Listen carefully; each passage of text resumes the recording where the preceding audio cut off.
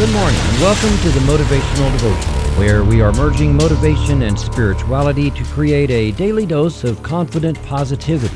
I hope that this morning's podcast will help you to be more spiritually and positively motivated so that you can transform your day. What kind of company do you keep? That question does not carry the intent to be down on other people and judgmental.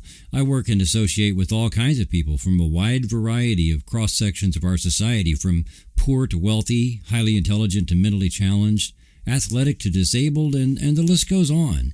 There is a difference between not judging people for who they are and having good judgment regarding your closest circle of friends. We are in this world to live out a purpose, which I believe involves making life better for humanity to some degree. So being judgmental of people for things they can't help is counterintuitive to that. On the other hand, when we are relaxing or enjoying fellowship with friends or spending leisure time in any other way, we become like the people we associate with. This is the setting where my question goes when I ask what kind of company you keep. There are people we hang with just because they're funny or otherwise enjoyable to be around. There are people we hang with because they are interesting. Some people hang with famous or wealthy people because they like associating with them, and I won't be judgmental about that. Let's use the example of a hot air balloon. To get off the ground, the pilot has to generate a whole lot of heat to get enough lift. It's silly to think of air molecules having feeling, but if they did, you could assume that the process would be very uncomfortable, being superheated so your density drastically changes.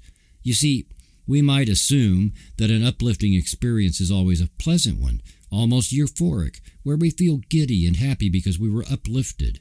The truth is, though, that my moments of greatest uplift were challenging, very uncomfortable, and pushed me to be better than I ever thought I could be and do things I never admitted I could do.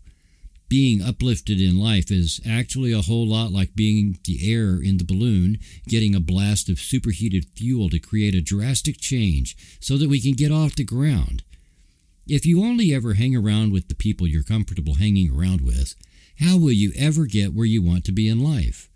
When I ask if they challenge you, I don't mean that they get in your face with a pointed finger, although that might be what we need from time to wake up. I mean that by seeing who they are in life and watching the things they accomplish, we are challenged to look at ourselves. Please don't mistake this with comparing yourself to others as if there is some sort of competition here. That's not it. I mean like the use of their time, how they work with people, how they understand success and money and things, how they approach their goals and dreams, how they assume from the get-go that when they have an idea, that idea will turn into a real thing because they know they can do it. Hanging around people like that challenges us if we have been like the greater majority of people in our society and spent more time binge-watching TV series than we do binging out on our own dreams. Other people can inspire us, but if we hang out with people who see us as only the people we've always been, and in fact are threatened by our dreams to become more than we ever thought we could be, they will, in fact, intentionally or unintentionally, hold us back, and our dreams will die before much effort is applied. The uplift is a two-way street, and we should look at it as two separate things. We need to hang around with and associate with people who are uplifting and give us the uplift we need, and we also need to hang around with people who need us to be that for them. We can pay the uplift forward, and in fact, we should.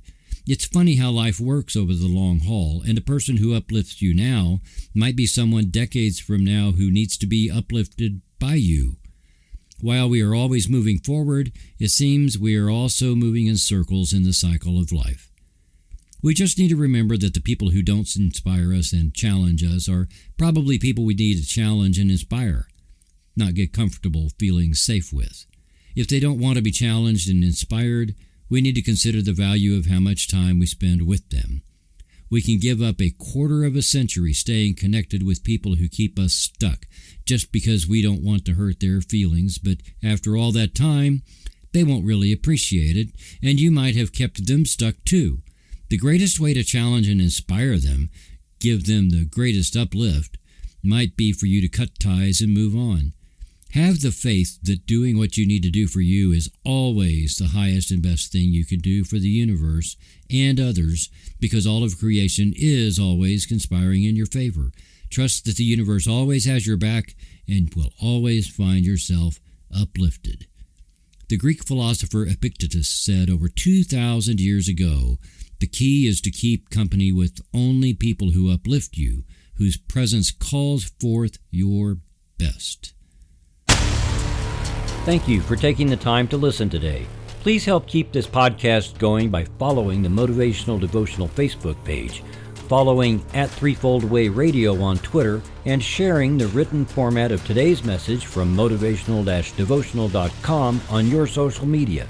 I am deeply grateful for your support, and thank you for letting Motivational Devotional be part of your journey. Peace out. See you tomorrow.